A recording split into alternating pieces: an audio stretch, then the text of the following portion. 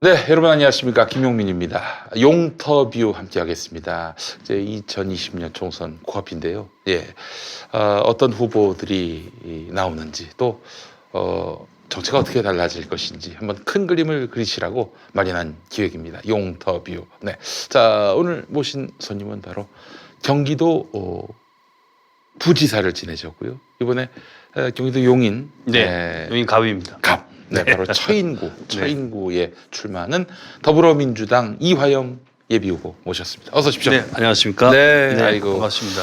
항상 이제 부지사님 이렇게 부르셨는데. 네. 예.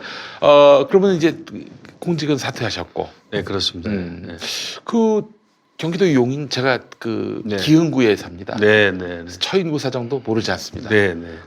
대표적 험지인데 민주당에서. 네. 그 처인구에서 대선 때도 이기기 쉽지 않은 네. 그런 곳인데 왜 거기 험지로 나가실 생각하셨어요? 뭐 제가 국회의원도 했었고 또 어. 뭐 부지사도 하고 해서 근데 네. 저 용인은 아니셨잖아요. 그래서 국회의원 서울 하실 때. 중랑갑이었었죠. 네, 서울 네, 연목동이었는데 네. 그쪽 수지 말씀하신 수지 또 처인 또 안성, 네. 여주, 이천 이 경기 남부벨트가 네. 좀 민주당의 취약지입니다. 취약지입니다. 취약지인데 잘 분석해 보면 꼭 그렇게 취약한 곳도 아닙니다. 우리가 해볼 만한 지역인데 네. 너무 좀 그 대응이 좀 약하지 않았느냐. 네. 그래서 제가 좀 좋은 지역 가면 또 욕 먹기 때문에 뭐 할 만큼 한 또 이 고참 신인인데 그래서 좀 어려운 지역에 가서 네. 민주당의 승리를 위해서 뛰는 게 예. 좀 명분이 있지 않겠는가 이렇게 생각했습니다. 어떤 당은 험지로 안 가려고 몸부림을 치는데 제발로 험지에 가시는 저희들은 분이세요. 뭐 그게 노무현 대통령부터 배운 정신이니까요. 항상 그럴 때 헌신하고 희생하고. 예. 네. 이화영 부지사님이 노무현 대통령하고 아주 긴밀한 인연이 있으시죠? 제가 이제 88년 네. 그 13대 국회 때 네. 노무현 대통령이 첫 국회의원 할 때 네. 노무현, 이해찬, 이상수 네. 노동희 삼총사의 그 공동 보좌진 비슷하게 들어가 일을 해서 저는 이상수 원방에 있었고 예. 그 당시 이해찬 원방에 유시민 보좌관이 있었고 네. 노무현 의원 방에 이호철, 이광재, 안희정 이렇게 있었고 저희가 이제 같이 예. 노동일을 공동 보좌를 하면서 네. 그때 참 보람된 일을 많이 했죠. 뭐 그 노동관계법 다 개정하고 네. 뭐 노동 현장 쫓아다니면서 어려운 네. 사람들 국회에서 해결하고 이렇게 하면서 이제 실질적으로 그 활동이 토대가 돼서 노무현 대통령이 만들어진 그렇죠. 네, 이해찬 예. 총리도 만들고 이상수 장관님은 노동부 장관까지 하셔서 좀 제가 좀 아쉽게 생각하고 그렇습니다. 예. 참여정부 열린우리당 때 네, 큰 그렇습니다. 역할들 네, 하셨고요. 네. 예, 알겠습니다. 그래요. 경기도 부지사 지금까지 네, 지내셨는데 네. 평화부지사 하셨어요. 네. 평화부지사는 무슨 역할입니까? 경제부지사는 들어봤는데. 그러니까 이제 통상적으로 네. 이게 정무부지사예요. 네. 정무부지사인데 그렇죠. 이제 예. 그 당시에 이제 남북 관계가 문재인 대통령이 들어오셔갖고 급 이제 진전되지 않았었습니다. 네. 그래서 평화적 이슈가 많았고 경기도는 또 적경 지역을 하고 있기 때문에 네. 판문점이 경기도에 있습니다. 그렇습니다. 예. 그래서 앞으로 이제 제가 17대 국회의원 할 때 네. 계속 그 통일외교통상위원회에서만 있었거든요. 그래서 북한하고 일을 같이 했고 노무현 대통령 김정일 위원장하고 남북 정상회담 할 때 제가 노무현 대통령 메신저로서 북에 그거 모르셨습니까? 밀사로 갔다 오셨습니까? 자주 왔다 갔다 하면서 북에 이제 인맥이 있어서 예. 예차 이재명 경기도지사. 도지사가 이제 예. 당선되시면서 그런 평화적 남북 관계 교류 협력의 수요가 있으니까 네. 저더러 좀 같이 일해보자 그래서 제가 이제 일을 하게 됐고 음. 그때 이제 정부부지사 다른 데는 뭐 경제 문화 이렇게도 붙이는데 우리 네. 경기도는 평화부지사 이렇게 하게 돼서 평화부지사 역할을 하게 됐고 주로 그래서 뭐 그 당시에 남북 관계의 수요가 많아서 네. 바로 그 당시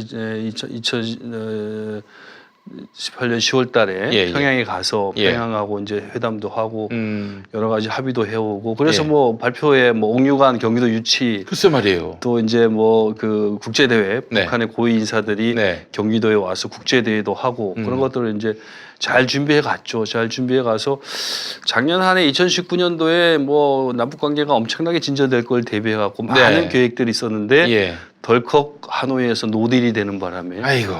예, 그래서 제가 이제 지금 좀 출마 결심의 계기 중에 하나인데, 네, 그래서 그 작년 한 해 동안 거의 뭐 평화부지사로 공쳐버렸어요. 네, 그래서 이거 좀 이렇게 해서는 안 되겠다. 좀 다시 정치권에 들어가서 네. 남북 관계를 개선하고 이러는데 좀 또 노력을 해봐야겠다 이런 생각을 하게 된 것도 아마 출마의 한 계기 중에 하나입니다. 경기도가 대한민국에서 제일 큰 지방자치단체지만 네, 경기도에 묶여 있다 보니까 네, 정말 거국적인 평화의 그 네, 네. 사업들을 펼치기에는 좀 한계가 있었는데 하여튼 뭐 그 경기도에서 가졌던 그 꿈 네. 이런 것들을 국회에 가서 한번 그 펼쳐보시겠다. 약간 그 정부에 대한 우리 문재인 정부에 대한 예. 뭐 노무현 대통령, 문재인 대통령 함께 하는 네. 뭐 정통 친문 정치인이지만 그렇죠. 예. 약간 불만이 있었어요. 뭐냐면 그게 이제 그 남북 관계에 있어서인데 우리가 문재인 대통령께서 이제 북한하고 미국과의 관계 개선, 비핵화 협상의 진전에 따라서 이 남북 관계를 해나가려고 하는 문재인 정부의 기본적인 그 구상 때문에 이런 우리 일종의 앞바퀴, 뒷바퀴. 그렇죠. 이런 개념. 우리 경기도나 뭐 혹은 뭐 파주시라든가 이런 데가 북하고 협상에서 진행되는 부분을 다 좀 천천히 가라고 권고했었거든요. 네. 그래서 저희들 경기도가 그동안 합의했었던 부분들에 대해서 조금 더 힘있게 추진하고 싶었는데 중앙정부에서 좀 가이드라인처럼 이렇게 하고 있는 바람에 좀 많이 진행을 못했어요. 근데 네. 제 생각에는 그 네. 당시에 우리 중앙정부가 네. 뭐 통일부를 비롯한 중앙정부가 좀 더 그런 지방정부, 경기도. 그 중앙정부는 사실 미국과의 공조를 그렇죠. 먼저 그 염두에 둬야 되기 때문에 차라리 지방정부가 그렇습니다. 그래서 지방정부가 먼저 앞단에서 예. 좀 슬슬 많이 협력하고 네. 뭐 문화 행사도 하고 네. 경제 교류도 하고 이래갖고 이게 일상적 상태가 됐더라면 네. 하노이 노딜이 되더라도 이와 같이 남북 관계가 이렇게 단절되지는 않았을지 않겠는가라는 아쉬움이 있어서 네. 정치를 좀 다시 정치권에 들어가서 그런 네. 부분에 대해서 제 노하우와 예. 그동안 했었던 경험을 살려가지고 좀 남북 관계가 이렇게 좀 그 지금 이런 교착 상태에 빠져 있는 걸 타개하는 것도 네. 하나의 이제 역할이지 않겠는가. 그래.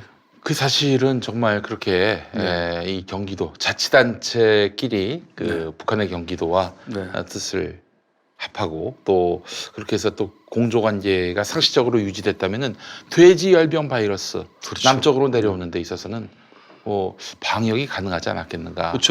그게 또 그것도 하나의 아주 중요한 요소 중에 하나였었죠. 네. 그래서 방역도 가능했었고 뭐 북에 많은 좀 요즘 이런 코로나 바이러스 이런 것들에 대한 질병 예방 같은 경우도 잘 네. 공조해서 해야 될 그럴 필요가 많죠. 또 지금. 남쪽에 있는 뭐 예를 들면은 그 돼지열병을 방지할 수 있는 네. 그런 뭐 물자들이나 약품들을 많이 보낼 수 있는 것이고 그렇죠. 그렇게 해서 서로 네. 공조할 수 있었는데 이게 너무 네. 아쉽네요. 네, 근데 네. 그거 다 구상하고 계셨던 거였죠? 그러니까 북하고 상당히 합의가 많이 있었죠.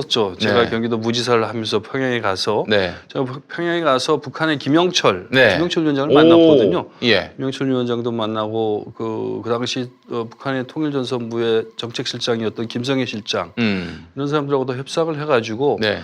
경기도의 여러 가지 일들에 대해서 합의를 했었죠. 남북 교류 협력 사업에 대해서 네. 뭐 이재명 지사의 뭐 방북 협상 이런 것도 네. 잘 진행됐었는데 굉장히 아쉬워요. 작년 한 해 그런 일을 못 하고 지금 네. 별로 경기도 평화비서가 그래서 일이 좀 없어져서 출마를 결심하게 됐습니다. 그러시구나. 평화를 좀 제대로 네, 한반도 평화를 네, 제대로 네. 실현해 보고자. 네, 네. 예, 알겠습니다. 아이고. 근데 왜 처인구입니까? 그래서, 용인시 처인구. 여기는 도농복합 지역 아닌가요? 네, 제가 경기도에서 일을 할 때, 네. 부지사로 일을 할 때, 아까 앞에 말씀드린 것처럼 정무부지사 역할도 하거든요. 네. 그 정무부지사 역할이 뭐냐면 뭐 더 잘 아시겠지만 이제 뭐 대국회 또 대청와대 네. 뭐 이런 쪽에 관련된 대중앙정부. 중앙정부 일을 예. 하면서 이제 예산도 확보하고 이런 건데 네. 저에게 그 당시 맡겨진 특별한 임무가 하나 있었던 게 네. 그 SK 하이닉스. 그래요. 네네. SK 하이닉스를 경기도에 유치하는 네. 그 반도체 클러스터 조성 지원단 단장. 그러니까 오. 우리 내부의 도 내부의 태스크포스 팀을 제가 지휘하게 됐었었죠. 결국 유치했지 않습니까? 그래서 유치했죠. 그게 굉장히 어려운 일이었는데. 그걸 그 갖고 우리 용인 시내에서는요. 네. 용인의 팔자가 바뀌었다 이런 얘기를 그렇습니다. 할 정도였어요. 실제죠. 그래서 예. 제가 그거를 하면서 경기도에서도 상당히 놀랄 만큼 또 혹은 뭐 용인 시들도 놀랄 만큼 좀 빠른 시간 내에 그걸 이루어냈어요. 그래서 이제 그 당시에 이제 이해찬 대표님 당 대표였잖아요. 네네. 제가 제가 알고 있기로는 네. 이해찬 당대표의 최측근으로 뭐 최측근으로 통하는 걸로 알고 있는데. 아니, 대표님하고 이제 임의로 제가 오랫동안 모셨으니까 네네, 그래서 네. 대표님한테 내가 상의를 드렸죠. 예. 그 심지어 그런 얘기도 있었어요. 네. 저 우리 이화영 지사님을 네. 그 평화 부지사로 네. 모실 때는 네. 이재명 경기도지사가 네. 이해찬 당대표와의 어떤 그런 공조를 위해서 네. 대표적인 이해찬 사람을 데려왔다 그런 얘기가 있었어요. 그거 사실입니까? 뭐 그런 면도 일부 있었겠죠. 근데 예. 그 당시는 사실은 이해찬 대표가 대표하시지 않았었어요. 네, 그때는 대표하시고 때가 그러네요 아니었죠. 보니까. 그렇죠. 근데 얼마 안 있다가 대표가 되셨잖아요. 그렇게 됐죠. 예, 그래서 예, 약간 오해가 생겼는데 그건 그렇지 않았고 예. 어쨌든 그래서 이제 그 클러스터 조성 지원 단장을 맡아서 예. 이거를 경기도에 유치를 해야 되는데 뭐 국토부 장관 김용민 장관을 만났더니 뭐 절대 이 수도권에는 그런 그 대규모 산업 단지를 조성해 줄 수가 없다. 특히 용인에는 뭐 기흥이나 수지 정도면은 네. 사실 그 말이 맞을 것 같은데 초이는 안 그렇더라고 와보니까. 최인구는 완전히 그 전원이에요, 전원. 그렇습니다. 예. 그래서 제가 이제 이해찬 대표님을 만나서 대표님 이거 그 용인이 다 같은 수도권이 아닙니다. 저희는 강원도 같은 분위기가 있습니다. 네. 그리고 그렇게 SK 측에서 여기를 잡은 이유가 네. 여러 가지가 있습니다. 공업 물 끌어오는 것도 그렇고 전기도 그렇지. 그렇고 특히 인력을 특히 R&D 인력을 하는데 네. 여기가 최적지여서 하려고 하는데 네. 굳이 그렇게 그 수도권 산업단지 규제에 맞춰 갖고 이걸 허가를 안 하면 네네. SK가 투자 안 할 것 같습니다. 아하, 예, 예. 이걸 좀 전향적으로 봐주셨으면 좋겠습니다. 그랬더니 이해찬 대표가 그 당시에 김태년 정책위 의장을 불렀어요. 이거 한번 검토해보고 네. 이화영이가 이렇게 얘기를 하니 어떤 데인지 한번 보고를 해봐라. 그래서 제가 김태년이하고 저하고 좀 친하지 않습니까? 같은 10시대 국회의원이었으니까. 김태년 의원이 훨씬 더 나이가 들어 보입니다. 그래요? 제 2년 후배입니다. 그러시구나. 그래서 김태년 의장이 당시 정책위 의장이 자기도 경기도니까 예. 경기도 유치하는 거에 굉장히 그분은 또 성남이지 않습니까? 성남이죠. 예, 네, 지역구가. 공감을 해서 예. 이걸 하려면 그러면은 이제 청와대 쪽 고위 당정 협의를 한번 해보겠다 이렇게 돼가지고 이제 네. 좀 빨리 갔죠. 네. 그래서 김태년 의장이 있다가 그 다음에 정책위 의장이 조정식 의원으로 바뀌고 네네. 청와대도 예. 비서실장이 노영민 실장님으로 바뀌고 네. 이러는 과정을 통하면서 이거 그 기왕에 이런 SK 기업에서 네. 이런 대규모 예. 미래의 우리 산업을 위해서 대규모 투자를 하려고 하면은 결정을 해주는 게 좋겠다. 그것도 가능하면 네네. 빨리 결정해 주는 게 좋겠다. 어. 예전에 LG 파주 단지를 할 때 5년이 걸렸답니다. 제가 경기도 가서 들어보니까 공무원한테. 예. 제가 대표님한테 이거 결정을 하면 빨리 해 주십시오. 이거 뭐 괜히 뭐 1년, 2년, 3년 끌 이유가 뭐가 있습니까? 그렇게 되면 반도체 산업 다 추격당합니다. 그렇죠. 그러니까 예. 결정은 빨리 해야 되는데 그 당시에 국토부에서는 그러면은 청주에 가라. 국토균형 발전 때문에 네. 혹은 뭐 구미에 가라. 네. 이런 얘기들이 있었는데 그걸 어떻든 뭐 잘해서 네. 용인에 유치를 하게 됐고 그 계기가 예. 제가 이번에 처인에 출마하게 된 결정적 계기입니다. 제가 그걸 이제 기획부터 했기 때문에 예. 이게 어떻게 해 나가야 잘 이 반도체 클러스터가 네. 발전할 수 있다. 그래서 제가 이제 선거 구호도 처인을 판교처럼. 그렇죠. 네네. 처인을 판교처럼. 네네. 판교의 지금 그 가치가 뭐 하늘을 찌르고 있는데. 네. 예. 근데 그 처인에 그 이 반도체 클러스터가 들어서면은 무슨 이득이 있는 겁니까? 일단은 뭐 일자리가 창출되는 건 알겠어요. 굉장히 많은 일자리 예상보다 얼마나? 지금 직접 고용 네. SK 하이닉스의 직접 고용만 15,000명. 예, 15,000명. 진짜요? 네, 그다음에 그 앞에 협력 단지에 들어온 사람들 아무래도. 네, 예. 5,000명. 오. 그다음에 그것뿐만이 아니고 이제 지금 램 리서치라고 하는 세계 최고의 반도체 장비 회사가 있습니다. 네네네. 그 장비 회사의 R&D 센터가 그 옆으로 들어옵니다. 그리고 지금 우리 경기도와 용인시하고 네. 12개의 세계적인 소재 부품 장비 업체들이 예. 이 그 SK 하이닉스 반도체 클러스터와 함께하기 위해서 이제 협상 중에 있습니다. 우리 여기 들어오려고 예, 이 단지 내로 들어오려고. 예. 그렇게 되면서 이게 완전히 여기가 세계 최고의 반도체 생산 단지가 됩니다. 그리고 또 더욱 중요한 거는 지금 우리나라가 주로 삼성이나 SK가 만든 건 D램과 랜드 플러시 아닙니까? 네네네. 근데 앞으로 여기에 만들 건 그것도 물론 만들지만 4개의 큰 공장, 팹이라고 하는데 예. 4개의 큰 공장을 만드는데 각 공장 단위마다 25조씩 투자가 되거든요. 예. 그럼 거기에 그 첨단 앞으로 미래의 반도체 네. 산업 부분도 예. 만들어가는 그런 역할을 하게 되는 거죠. 그래서 예.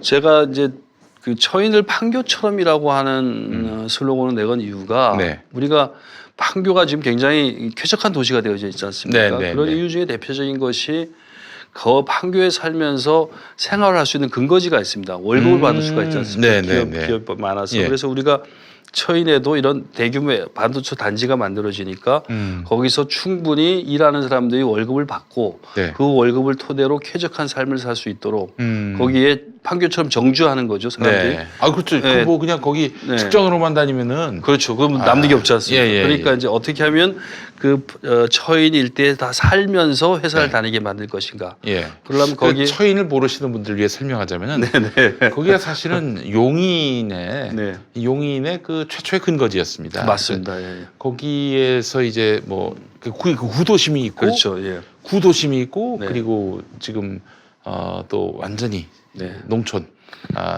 그 용인 중앙시장에 재래장 네. 전통시장이 예. 있었는데 5일장인데 아주 뭐 큰 규모 장입니다. 볼만합니다. 예. 그래서 좀 뭐랄까요 거기서는 그동안은 자유한국당 소속 네, 정치인들이 네네. 굉장히 힘을 얻었고 뭐 네.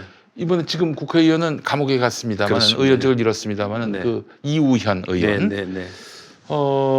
그리고 지금 거기에 또 지금 뛰고 있는 사람이 네. 용인시장 했던 정찬민 씨. 그렇습니다. 예, 만만치 않을 텐데. 네네. 예, 근데 지금 하여튼 거기는 아무래도 자유한국당의 아성 비슷한 곳이었는데. 네네. 아 그래요. 근데 이런 용인 처인구를 확 바꿔보겠다. 그렇습니다. 그렇게 해서 국민들에게 네. 평가를 받겠다. 네. 이 마음이신 거잖아요. 그래서 저희가 꼭 용인 그 처인을 분석하면 예. 우리 민주당에 그렇게 꼭 나쁜 지역은 아닙니다. 예를 들면 뭐 젊은 인구도 네. 상당히 많고 예. 또 지난 10년 사이에 상당히 많은 인구들이 유입돼 왔습니다. 네. 근데 보통 그 유입된 층들이 우리 민주당 지지층인 30, 40대 또 50대 층도 많이 와 있기 때문에 네. 또 게다가 네. 구리에서 처인을 거쳐 네. 세종시로 가는 고속도로가 또 지금 만들어지고 있지 않습니까? 그렇습니다. 그 제2경부고속도로라고 예, 하는데 그 고속도로가 지금 저희가 만들려고 하는 반도체 클러스터를 지나가게 돼 있습니다. 아, 그래요? 그게 이제 용인 IC 인터체인지가 돼서 그리 지나가게 되고 네. 또 저희가 그 처인을 판교처럼 만들려면 아무래도 그 제일 중요한 게 편리한 교통이니까 철도가 없어요. 예, 철도를 뭐 평택 부발선을 비롯해서 또 신분당선, 연장선 네. 또 2023년이면은 네. 뭐 잘 아시겠지만 용인에 예. GTX A역 용인역이 생깁니다. 네네네. 이게 굉장히 뭐 빨리 가는 열차지 않습니까? 네네네. 그 역 주변에 플랫폼 시티라 그래서 예.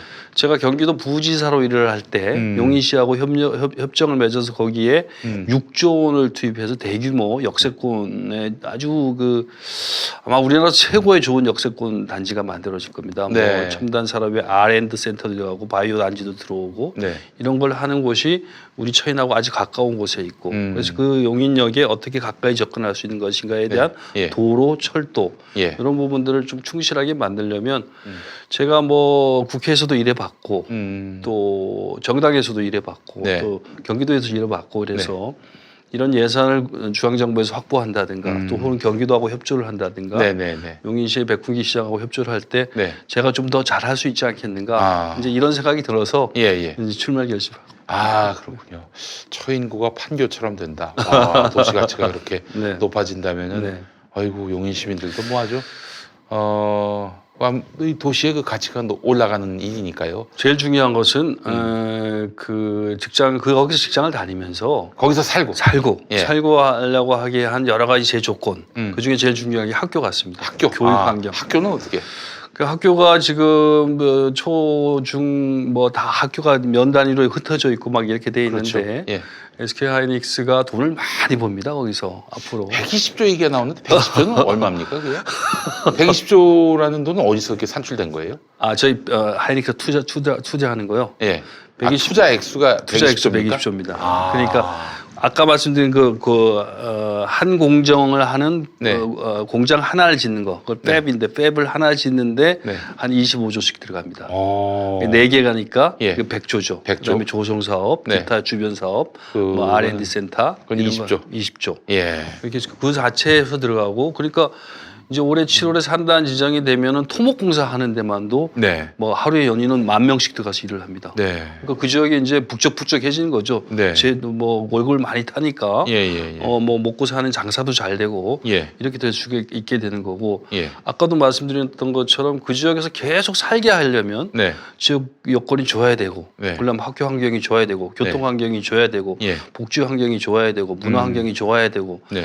이런 것들을 그 스마트 시티라고 하는 개념이 있지 않습니까? 오. 이런 게 이제 가능한 시험지입니다. 처인을 아시기 때문에 그렇지만 네네네. 이게 처인이 뭐 복잡하게 막 고층 빌딩이 난개발되고 이런 곳이 아니지 않습니까? 네네. 임야가 많고 예. 그런 좋은 조건을 갖추고 있기 때문에 네. 앞으로 이런 아주 그 장래 우리가 뭐 50년, 100년 이상 그 기업으로부터 임금을 받으며 생활할 수 있는 근거지가 마련되어지면 네. 그 고소득을 토대로 해서 그 지역 사회를 하나의 쾌적한 네. 어떤 그런 스마트한 시티로 음. 만들어갈 수 있는 최적지죠. 그걸 네. 한번 해내고 싶은 거죠. 아, 그래요. 네, 아니 사실은 지금 만약 이번에 국회의원 되시면 몇 선이 되시는 거예요? 저 재선입니다. 재선이 되시는 거예요? 네네네.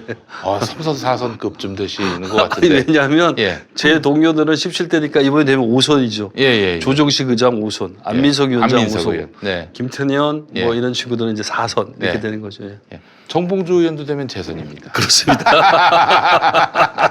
정봉주 의원하고 예. 요즘 뭐 정봉주 의원이 당에서 뭐 자격 논의가 있어가지고. 글쎄 지금 보도 보니까 네. 오늘 KBS 보도가 네.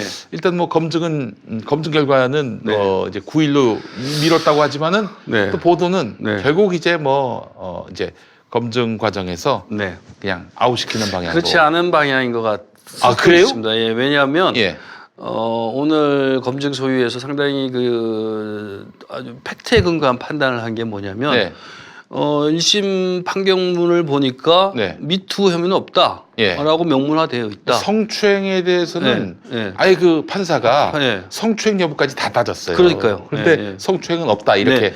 구체적으로 그러니까 그것을 얘기했거든요. 당이 처음으로 진지하게 본 겁니다. 막 그래요? 이런 그냥 떠드는 소문만 가지고 그럴 것 하는 예단을 가진 게 아니라 처음으로 예. 우리가 판결문을 보면서 그거 없다라고 당에서 네. 확인해 주지 않았습니까? 네, 네, 네. 다만 그때 갔다 안 갔다 이거 과정에서 혼선이 있었던 거에서 네. 좋아 보이지 않는다. 네. 뭐 이런 정도를 가지고까지 후보자 자격을 얘기하는 건 좀 저로서는 좀 납득이 안 가는 그런 면이 있다고 보이죠. 네. 예. 네. 당이 좋은 판단을 한다고 봅니다. 알겠습니다. 네. 9일에 그러면은 네.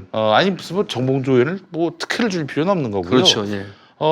잘못한 것이 있으면은 그게 합당하게 처분을 하면 될 텐데 네. 일단 성추행과 관련해서는 네. 무죄로서 이렇게 입증이 그렇습니다. 됐기 때문에 네, 뭐 네. 아직은 1심이라 하지만은 네. 네. 거기에 합당하게 판단을 해야 되는데 인상만 갖고 뭐 네. 부정적인 이미지가 있다 뭐 네. 이런 식으로 해서 이렇게 예단하고 그렇습니다. 또 이렇게 그 사람에 대해서 그냥 네. 인상 비평으로서 정치 생명을 끊어버린다는 거는 네. 네. 좀 부적절한 게 아닌가 그런 생각을 좀 해봤습니다. 같은 생각입니다. 네. 그러시구나. 네. 지사님, 네. 이제 국회의원 되시는 거 아니에요? 네, 네. 지역 발전을 네. 위한 아주 뭐 구체적이고 세부적인 공약을 네. 발표하셨고 또 네. 그런 구상을 갖고 계신데 네. 국회의원은 사실 네. 전체 국민을 위해서 또 그렇습니다. 일하는 네, 네. 자리이기도 합니다. 네. 평화를 위한 일들을 하겠다고 말씀하셨는데, 네. 네. 근데 이제 이화영 네. 국회의원이 된다면 네. 21대 국회는 어떻게 달라진다고 보세요? 어떤 역할을 하실 정말 거예요? 20대 국회는 정치개혁적 측면에서 보자면 20대 국회는 뭐 최악의 국회였다고 보여집니다. 20대 국회, 예. 그리고 여러 가지 측면에서 지금 한나의 정당, 뭐 지금 여당인 더불어민주당이 과반수를 차지하기도 좀 쉽지 않은 네. 그런 선거법 체제에 있어가지고 상당히 그 타협 또는 협상 이런 미학이 아주 필요하다고 보여지고요. 네. 그런 측면에서는 좀 그 국회 선진화법도 좀 손봐서 어떻게 그 여러 정당이 조화롭게 그 효율적인 정치 활동을 해나갈 것인가 이런 네. 부분들에 대해서 예. 좀 지혜를 모아야 된다는 생각을 하고요. 그런 네. 측면에서는 좀 그 저희가 뭐 흔히 통칭 얘기할 때 386 세대라고 저도 이제 뭐 81학번이기 때문에 그런 뭐 얘기를 들어서 뭐 약간 부정적인 얘기 듣는데 어떻든 네. 정치 21대 국회의 가장 핵심적인 역할을 그 세대가 하게 되는데 우리 세대가 좀 초심으로 돌아가서 그런 부분들에 대해서 예. 정말 그 좀 당파적이익이 아니라 우리 공동체 구성체 전체의 이익과 이해를 위한 뭐 양보 타협 이런 네. 것들도 잘 발휘도 하고 네. 또 한편에서는 어쨌든 저는 자유한국당은 심판해야 된다고 생각합니다. 그거는 네. 지금 자유한국당은 아주 극우 정당으로서 뭐 여러 가지 측면에서 뭐 이번에 코로나 바이러스 사태 상황을 보더라도 뭐 중국에 대한 태도라든지 또 북한에 대한 태도라든지 이런 것들이 너무 실망스럽기 때문에 이번 선거에서는 그래 자유한국당을 좀 심판하고 네. 자유한국당에게 엄중히 국민이 경고를 해서 네. 그 좀 건전한 정치 세력이 국회에 들어와서 경쟁하고 네. 경쟁을 통해서 또 집권을 해나가고 이렇게 만드는 풍토가 꼭 필요하지 않겠는가 그런 생각을 합니다. 자유한국당 심판이 최고의 정치 개혁이다. 아 물론입니다. 알겠습니다. 네. 자 그리고 검찰 개혁과 관련해서도 네. 어떤 그 그림을 갖고 계시는지. 저는 이 지금 윤석열 총장 체제가 하는 네. 거에 대해서 예. 참 이해하기가 어렵습니다. 예, 그래서 우리가 이제 공수처법도 만들고 여러 가지 검경 수사권 분리 이런 것도 진행해 왔는데 네. 아직도 좀 미흡한 게 많은 것 같습니다. 실제 운영 과정에서 네. 아마도 지금 검찰에서는 뭐 이러다가 다시 옛날로 돌아가지. 이런 생각들이 깔려 있는 것 같습니다. 구체적으로 이제 총선 때 민주당이 네. 망하고 네네. 자기들을 지지하는 네, 그 정당이 네. 득세해서 네. 이걸로 해가지고 이제 그 말하자면 검찰 개혁을 무력화하고 네. 더 나아가서는 윤석열 대통령 만들기 프로젝트를 펼치는 것 아닌가. 근데 호사가들의 그런 어떤 넘겨짚음 차원이 아니라 네. 아주 구체적인 그런 그 흐름들이 목격되고 있어요. 저도 그렇게 판단이 되어진 부분이 많습니다. 네. 그래서 이번 선거가 사실 좀 긴장을 해야 될 것 같습니다. 네. 여러 가지 긴장을 해가지고 좀 뜻있는 검찰 개혁을 기원하는 분들이 네. 투표를 많이 해주셔야 될 것 같아요. 투표장이 많이 나와서 투표율을 높여서 네. 이게 자칫하면은 그 우리가 과거의 민주화 투쟁을 통해서 뭐 군사 독재, 군부가 개입해갖고 비민주적인 상황을 연출했고 네. 또 그 뒤에는 뭐 국가정보 같은 정보기관이 지나치게 개입했고 이런 것들을 다 제어해내지 않았습니까? 그래서 좋은 민주주의적 토대를 만드는데 이 권력이 이제는 검찰에게만 다 집중되다 보니까 사실 검찰이 그거에 대해서 좀 도덕 불감증에 걸려 있는 것 같아요. 네, 그래서 자기들이 굉장히 그 자기들만이 도덕적이고 자기들만이 권한을 행사하는 것이 네. 사회 정의를 실현하는 길이라고 생각하는 그런 그 조직이 기주에 엄청나게 빠져 있고 그 조직이 기주의 권한의 행사가 대단히 그 정치 목적적이고 비민주적일 수도 있고 편향성이 또 있을 수 있기 때문에 선출되지 않은 권력들이 그렇게 행사하는 것은 정말 위험한 방향을 갈 수 있다. 네. 실제로 장용진 기자라고 있는데요. 네. 그분 말씀은 2013년 때 국정원 대선 개입 그때 검찰이 수사에 나섰고 당시 검찰총장은 최동욱 검찰총장이고 수사팀장은 윤석열 현 총장 아니겠습니까? 근데 윤석열 총장이 당시 열심히 수사했고 끝까지 들이받았던 이유 중에 하나는 정의 실현보다는 사실은 노무현 정부 때까지는 검찰의 어떤 그런 이 뭐 수사 독립을 사실상 보장해줬죠. 대통령이 관여하거나 그런 일이 없었으니까. 그랬는데 이명박 박근혜 정부 들어서서 국정원이 득세하니까 이제 파워 게임을 벌인 것이다. 예. 파워 게임을 벌인 것이다. 그래서 이제 국정원에 이제 코를 납작하게 하려고 수사를 했는데 오라 박근혜 정권이 국정원 편을 드네. 네. 그러면서 이제 거기서 뜻을 잡게 됐다라는 얘기지. 이게 무슨 진짜 살아있는 권력에 대해서 뭐 칼을 뽑았다 이렇게 보기는 어렵다고 해석하더라고요. 그리고 또 뭐 지금 최근에 일련의 뭐 청와대를 향하고 있는 것들도 네.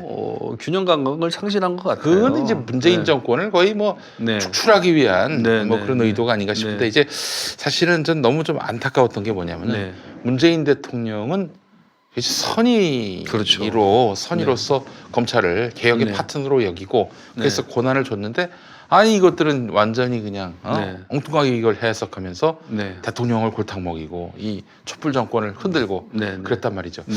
그래서 물론 이제 문 대통령이 지금 네. 그런 검찰의 실체를 알고 네. 개혁의 그 어떤 네. 그 네. 적극적으로 나서고 있는데요. 네. 이제 이른바 늘공이라고 하지 않습니까? 네. 네. 늘 공무원인 사람들. 네. 네. 그 대표가 바로 검사들인데 네. 이 공직사회를 네. 다 잡아야 사실은 네. 개혁도 성공하는 거 아닌가. 그렇습니다. 예. 네. 그런 의미에서 보자면은 네. 경기도는 어땠는지. 경기도의 네. 그 이 도지사, 네. 이재명 도지사, 네. 우리 이화영 부지사를 네. 네. 비롯한 이런 리더들의 네. 그런 어떤 그 지도력과 네. 네. 이런 이른바 늘공이라고 불리는 네. 지방직 공무원들, 경기도 공무원들이 저는 뭐 예. 도 행정에 처음 이번에 참여해 봤는데요. 네. 굉장히 인상적인 거는 이재명 도지사의 그 역량이었습니다. 네. 이재명 도지사가 예. 저희들 물론 저희가 이제 국회에서 국회의원들 보다가 네. 국회의원들은 행정을 하는 사람들이 아니기 때문에 네. 막 그런 막 쾌도난마와 같은 예. 그런 판단력이 필요하지는 않아서 그냥 중의를 모아가는 네. 그런 형태의 활동을 하다가 네. 행정을 하는 사람을 보니까 네. 놀랍더라고요. 이재명 지사는 예. 굉장히 경기도 인구가 1,350만 명이나 되기 때문에 네. 여러 일이 많지 않겠습니까? 서울은 1,000만이 안 됩니다. 그렇습니다. 예. 네. 그래서 엄청나게 많은 일들 투게서 31개의 시군을 갖고 있기 때문에 네. 보다 다양한 일이 많은데 네. 정말 빨리 판단을 하고 네. 아주 그 가성비 좋은 정책, 네. 예산을 투입했을 때 효과 좋은 정책, 또 그 너무 강한 것은 누르고 약해진 건 올리고 네. 억강부약 정책 이런 예. 자신의 행정 방침을 확고히 하고 그 기준에 맞춰서 정말 빨리 판단해서 빨리 행정을 하게 하더라고요. 네. 또 하나는 좀 아까 말씀하신 늘공과 예. 어공 우리 예. 같이 어쩌다 들어간 공무원들 절묘하게 조화를 시켜요. 예. 그래서 그 어공들의 정무적 감각이 있는 부분 과 늘공들의 그런 성실하고 좀 본진적 요소 네. 이걸 잘 조화를 시켜 나가더라고요. 예, 그래서 예. 경기도정 행정이 정말 그 아주 효과를 많이 냈습니다. 여러 가지 측면에서 네. 그런 측면에서 이재명 지사님한테 많이 배웠고 예. 그런 것들을 앞으로 저희들이 정치 활동하면서도 잘 좀 해봐야겠다 이런 생각을 많이 하고 있죠. 네. 그래요. 네. 그 비법이 뭡니까? 이재명 도지사의 노하우죠. 노하우. 예. 아마 그 8년 동안 성남 시정을 하면서 개혁의 저항들이 많았어요. 그러니까 그 많은 막 그 이명박 박근혜 시대를 지나면서 그 엄청난 그런 방해와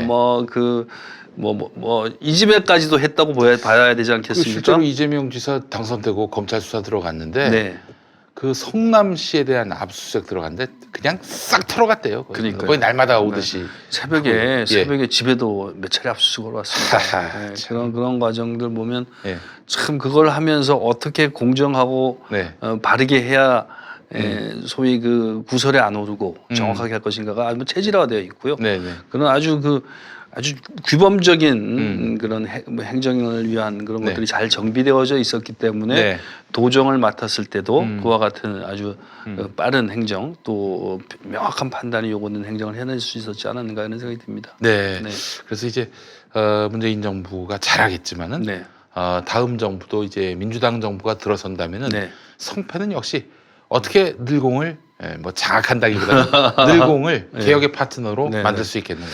그렇죠. 그래서 청와대에 저는 예. 제가 21대 국회에 가면 좀 이 인사 시스템 좀 개선하고 싶어요. 네, 인사 시스템을 예. 뭐 인사 청문회 제도도 좀 바꿔야 되고 네네네. 또 우리 뭐 인사수석실이 있으면서 인사 검증하면서 이렇게 발생했었던 여러 가지 문제가 좀 있습니다. 네. 좀 능력 있는 사람들이 인선되어지지 않고 또 뭐 또 그 과정에서 우리가 좀 그 본말이 전도되는 이런 양상도 많이 나요. 그렇습니다. 예. 뭐좀 주변적인 요소 이런 것 때문에 지나치게 부풀려지고 네. 뭐 이런 것들을 많이 봐서 좀 인사제도는 한번 다시 손을 봐야 되지 않겠는가. 예. 좀 더 예. 우리가 사회적 합의를 거쳐가지고 그런 부분을 어떤 측면에서 약간 법제화 과정을 거쳐가지고 네. 이제 효율적 인사 구조를 좀 만들어야지 네. 국민들에게 빠른 행정 서비스도 제공할 수가 있고 행정 공백도 막을 수가 있고 또 그런 측면에서 유능한 분들이 들어와서 늘공들하고 조화롭게 일을 할 수 있는 네. 그런 구조도 만들어낼 수 있지 않겠는가. 제2, 제3의 이런 윤석열이 나오지 않도록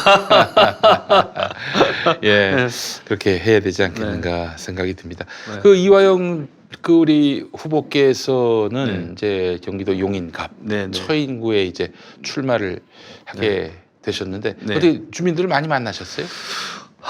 요즘 참 그 코로나 그렇죠. 바이러스 때문에 네. 제가 2월 2일 날 준비 잘 해놓은 개소식도 못하고 아하. 그날 우리 제 후원회장을 지금 이낙연 전 총리님이 맡아주셨거든요. 네네. 이낙연 총리님도 오시고 또 이해찬 대표님도 좀 격려 방문하시고 네. 이재명 지사도 오시고 아이고야. 4명의 이 씨가 그러네요. 네. 예. 좀 주민들한테 인사를 하려고 잘 준비했다가 네. 바이러스 때문에 어이구, 취소했습니다. 지금 여권 네. 그 지지율 1위 네. 또 2위인 분들이 오셨네요. 예, 아니 그걸 그 부를 수 있는 사람은 취소했었어요. 취소했어요. 네, 왜냐하면 예. 이거 모이면 안 된다. 당에서도 공고를 하고 그래서 그런 한계가 있었죠. 요즘 네. 또 보름을 앞두고 예. 지역의 유권자분들이 예. 윷놀이 예. 대회를 많이 하지 않습니까? 예, 예, 그래서 예. 많이 모이는데 거기 가서도 인사도 드리고 명함도 돌리고 이래야 되는데 네. 이것도 다 취소되고 있어요. 아이고 이런. 그래서 저는 늙은 네. 중고 신인으로서 이 처인 시민들에게 인사할 기회가 참 적어서 참 걱정입니다. 예, 빨리 이게 어떻게 좀 사라져줘야 네. 소멸돼야 네. 활동을 하실 텐데. 네, 네. 예. 상대 후보가 이제 정찬민 네, 정창님 네. 용인시장 했던 네, 네. 양반인데 네. 어떻습니까? 뭐 좀 그래도 시장을 한 사람이니까 네, 네. 지역에서는 나름대로 인지도가 더 높을 수도 있겠다. 훨씬 높죠. 훨씬 높고 그러니까 예를 들면은 네.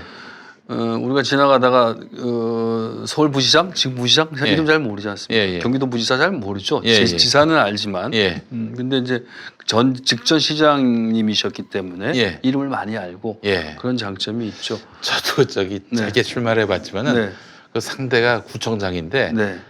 그거 뭐 쉽지 그렇죠. 않더라고요. 쉽지 않습니다. 예. 그래서 아마도 경기도 권내 원외 후보 중에서는 아주 강한 후보 중에 하나일 겁니다. 네. 그래서 제가 출마하게 된 계기도 그동안 우리 당을 위해서 지역에서 헌신하신 우리 당에 계신 분들이 있는데 네. 그런 구조 네. 정찬민 후보하고 예. 경쟁을 하면은 네. 좀 약합니다. 네. 저희 그 용인 처인도 그렇고 수지도 그렇고 예. 안성도 그렇고 예. 여주 이천 벨트도 그렇고 예. 그래서 지금 안민석 위원장님이 오산이지 않습니까? 예. 우리가 이 경기 남부 벨트를 좀 강화시켜서 우리가 이 좀 좋은 후보를 내 가지고 네. 경쟁력 있는 후보를 내서 네. 자유한국당을 이기자. 여기 5군데에서 최소한 4석 이상을 차지하면 경기도는 예. 훨씬 큰 승리의 발판을 마련할 수가 있기 때문에 좀 이길 수 있는 경쟁력 있는 후보를 내세우자. 네. 그런 것들이 이제 나름 저희들의 계획이었고 네. 저도 이제 그래서 권고를 받고 출마를 결심하게 된 거예요. 최근 선거에서 네. 처인구에서 어떤 표가 나왔는지 분석하셨을 텐데 네. 백군기 용인시장이 이제 네. 민주당 소속인데 네. 그분이 됐을 때 또 네. 이재명 경기도지사가 네. 또 당선됐을 때 그때 네. 처인구의 네. 투표는 어떻게 결과가 처인구가 나왔습니다. 지난 지방선거 때는 워낙 저희가 환경이 좋지 않았습니까? 더불어민주당이 네. 예, 예. 거의 경기도 압승을 하다시피 경기도에 했어요. 뭐 거의 전석을 압승하고 그랬었을 때였는데요. 네. 백군기 시장님 같은 경우도 처인에서는 조금 이겼습니다. 많이 이기진 못했고요. 조금 이겼는데 그래도 면단위선 진대가 많이 있습니다. 그럴 정도로 면단위. 어려운 집. 예를 들면 뭐 원산면, 백안면 뭐 이런 데 좀 지고 예. 원산면은 저기 김미화 씨, 개그우먼 김미화 씨가 사는 동네입니다. 네. 예. 가서 요즘 곱창집을 합니다. 아 그래요? 네. 바뀌었어요? 아 카페도 있고 곱창집도 개업을 했습니다. 아이고 그러시구나. 제가 이거 홍보해 줬으니까 좀 가서 얻어 먹어야겠는데. 저도 한번 가보도록 하겠습니다. 아 제가 너무 좋아하는 누님이고 네. 아 정말 그 방송의 네. 그 이미지 따뜻한 네. 이미지가 뭐 네. 절대 그렇죠. 과장되지 않는. 원삼이라고 한 곳이 네. 전통적으로 우리 민주당이 제일 약한 지역입니다. 아무래도. 제일 예. 약한 지역이고 젊은 완전 농촌이에요. 네 그렇습니다. 근데 거기에 하이닉스가 들어옵니다. 아 그래요? 네 거기에 오. 하이닉스가 들어옵니다. 그러니까 예. 원삼 주민들, 원삼면 주민들에게 네. 뭐 엄청난 그 경제적 이익이 갑니다. 음. 물론 불편해하시는 분도 있습니다. 음. 지금 이게 편하게 살던 터전에서 네. 갑자기 대규모 공단이 들어오니까 네. 산업단지가 들어오니까 나는 이거 싫어하는 분도 물론 계십니다. 그 중에. 네. 그러나 되게 많은 분들에게는 네. 엄청난 혜택이 있죠. 일단 뭐 많은 땅값이 오르고 예, 뭐 예. 주변이 뭐 판교가 되는 건데 뭐. 네, 그러니까요. 예. 그래서 저는 이 원삼 주민들에게도 표를 한번 기대해 봅니다. 예. 고역 가셔서 네. 제가 이어 그 하이닉스 유치한 이화영입니다 이렇게 인사하십니까? 그렇습니다. 예. 아, 하이닉스 유치했다고 하는 건 너무 간지러워서 그냥 열심히 하겠습니다. 아 그 안 하면 상대 후보 갈 수도 있어요. 그렇게 하고 있습니다. 자기가 했다고. 아 진짜요? 야, 이건 그러면 안 되지. 그거는 더 이상. 자기 때문에 그랬다고. 네. 무슨 자기 전 시장인데 자기가 그 당시에 했다 그러고. 기획은 했겠지. 기획은 했지만 예. 실행에 옮겨서 네. 그것을 가져온 사람은 이화영인데. 그 공이 좀 있죠. 예, 네. 알겠습니다. 아이고 그래요. 하고 원삼에 이렇게 들어서. 그래서 원삼과 음. 배감이 붙어 있기 때문에 네. 그 두 개가 굉장히 우리 당이 취약한 지역인데 원삼 네. 배감에 같은 영향을 미칠 수가 있고요. 네. 또 하나 취약한 지역이 남사면이라고 하는 남사 예, 알죠? 그 안성하고 붙어 있는. 네, 화해단지 있는데 예. 거기가 굉장히 취약한 지역인데 거기에 남사 한숲시티라고 대규모 아파트 단지가 들어왔습니다. 7,000세대. 예. 저도 거기 삽니다. 아, 네, 거기 거기 살아서 예. 거기에 이제 새로운 인구가 유입돼서 네. 정치 지형이 바뀔 가능성이 대단히 높습니다. 아 그렇군요. 네. 그 사실 그 처인구가 네. 그 면적이 거의 서울만 하다고 들었어요. 서울의 한 70% 됩니다. 아, 네. 그렇군요. 네. 그리고 선거운동 굉장히 힘들게 하시겠네. 그리고 네. 이제 상당히 좀 아직까지도 그 저개발 상태인 데가 많아서 제가 표현하기를 약간 다듬어지지 않은 원석 같은 보물 같아 이런 말씀을 드립니다. 예, 시택기루님은 저기 이동면도 좀 부탁하다고 한다고. 예. 네, 이동면에 예. 축구센터 같은 거 하나 멋있게 하고 제 생각 중에 하나는 음. SK하고 좀 상의를 해야겠지만 네. 제가 용인 분들이 워낙 축구를 좋아하십니다. 네. 그래서 SK도 그렇죠. 연고가 지금 제주도에 프로축구단이 있는데 네. 용인 이천 벨트가 전부 반도체 벨트이기 때문에 네. 여기서 엄청난 이익을 남기지 않습니까? 네네네. 시민들이 좋아하고 사랑하는 프로축구단 같은 거 용인 프로축구단. 예. 오호. 하나 만들자. 그리고 예. 이동 같은데 예. 뭐 축구센터 지금 이 원삼 하이닉스 예정 부지에 음. 축구센터가 있습니다. 네. 축구센터가 있는데 이거를 이전해야 되는데 네. 그런 이동이나 이런데 예. 축구센터도 만들고 또 야구장도 만들어 달라는 소리네요. 그다음에 제일 중요한 건 학교인데 학교, 그렇지. 네, 그 우리가 이제 반도체 그 회사에 들어오는 분들의 임금이 굉장히 높습니다. 초임이 뭐 5천만 원, 6천만 원 이렇게 하는데 네. SK 하이닉스, 연봉이? 네, 예. SK 하이닉스 같은 경우는 2018년도에 네. 성과급을 뭐 1,700%인가 이렇게 줬다고 그러죠. 그러니까 그렇군요. 이 여기에 취업하는 게 예. 상당히 그 소득이 높을 수 있는 길이기 때문에 여기에 잘 취업할 수 있도록 지역의 학교 그런 이제 기업하고 학교하고 특성화를 잘 맺어가지고 네. 좋은 고등학교, 예. 또 지역이 좋은 대학의 특성학과 이렇게 연결할 수 있는 구조를 만들어내가지고 지역민들이 예. 많이 일할 수 있게 하는 것 이게 최대의 복지가 아닐까 이런 생각입니다. 아, 그래요. 알겠습니다. 원삼을 비롯한 이런 처인구가 또 네. 아름다운 또 농촌이 있었던 곳이기 때문에 그렇습니다. 예. 또 자연환경도 잘 지키는 것도 네. 중요한 과제일 것 같고요. 네. 개발도 좋지만 네. 네. 그런 계획들도 다 네. 세워놓고 계신 걸로 알고 있습니다. 네. 예. 중랑갑이면은 지금 저 서영교 의원이 그렇습니다. 서영교 의원이 네. 그 의원이고 중랑을은 또 박홍근 의원. 박홍근 의원이시고 네. 그 밑에 또 광진 네. 을은 또 네. 지금 오세훈 오세훈 씨가 나간다고 하는. 네 그렇죠 네. 추미애 장관 지었고 네. 예 그래요 그 추미애 장관은 어떻게 뭐 그 누구한테 그 지역구를 불려줄 거라고 보시는지. 그거는 뭐 저는 살짝 들었지만 예. 어떻게 될지 모르겠어요. 알겠습니다. 예, 알겠습니다. 예, 예. 있군요, 임자가. 모르겠습니다. 네, 네. 알겠습니다. 네. 자, 그래요. 우리 이화영 경기도 평화부지사 지낸 네. 용인갑, 네, 용인갑 지역구 더불어민주당 예비 네. 후보 오늘 모시고 말씀 나눴는데 네. 그래요. 그 처인구를 이제 앞으로 스마트 시티로 네, 네. 만들겠다. 네, 판교 같은 도시로 만들겠다. 네, 네. 이렇게 약속하셨는데 네. 근데 진짜 우리 이화영 후보는 정치를 왜 하시는지 네. 뭔가 이루고자 하는 네. 이상적인 네. 국가 모델도 있을 네, 것이고요. 네, 네, 또 이상적인 정치의 네. 어떤 그런 네. 모델이 있으실 텐데 네. 그거 좀 말씀해 주시겠습니다. 사실 참 그 선거 이번에 출마하게 결심하는 것도 좀 고민이 많았습니다. 네. 뭐 이제 저희들도 나이가 꽤 들었고 정치 신인들도 좋은 신인들이 많이 계신데 네. 굳이 뭐 출마를 해야 될 것인가 이런 고민도 많았습니다. 근데 네. 가장 결정적인 것은 제일 네. 처음에 말씀드린 것과 같이 저는 저 한국의 정치인들은 이 분단 문제를 좀 해결해야 된다고 분단 봅니다. 문제. 예. 예. 참 이 모든 사회학 우리가 뭐 소위 빨갱이 뭐 진보 뭐 이런 것들을 얘기할 때 이 분단 문제 때문에 너무나 많은 그 가식, 거짓 이런 것들이 횡행하는 사회가 우리 사회가 되어져 있기 때문에 네, 네, 네. 이런 분단 문제를 해결하는데 정치인들이 기여할 바가 크다. 네. 저도 정치하게 된 계기도 그렇고 그래서 다시 이제 남북 관계가 잘 갈 줄 알았는데 네. 좀 삐거덕대고 그러니까 예. 제가 정치를 국회에 들어가서 이 문제를 좀 해결하는데 다시 좀 앞장서고 싶다. 네. 그런 것이 국가적 차원에서는 있습니다. 예. 그리고 예. 또 그걸 통해서 예. 남북한을 연결해야만 지금 우리가 여러 가지 좀 저성장, 저출산 이런 네. 늪에 빠져 있는 걸 해결할 수 있는 길이 되고 예. 더 강한 우리나라, 더 강한 대한민국을 만들어갈 수가 있다. 네.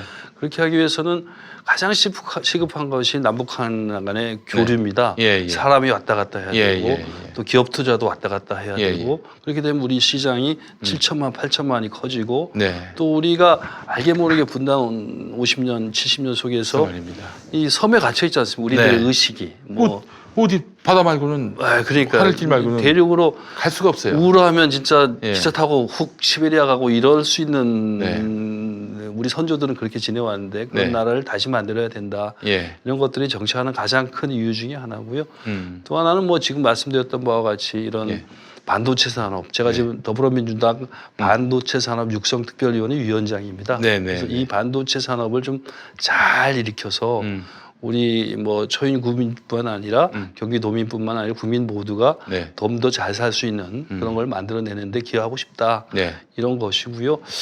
과연 뭐 꼭 제가 해야 되나 이런 생각은 좀 여전히 있습니다. 여전히 있는데 근데 어쨌든 자유한국당이 이기는 거는 막는 것이 네. 이런 걸 실현하는 가장 빠른 길이 아닌가 네. 선거에서 그런 예. 생각은 하고 있습니다. 알겠습니다. 아이고 이번 총선 이제 본격적으로 선수로 뛰게 되셨는데 네. 건강 잃지 마시고 네, 네.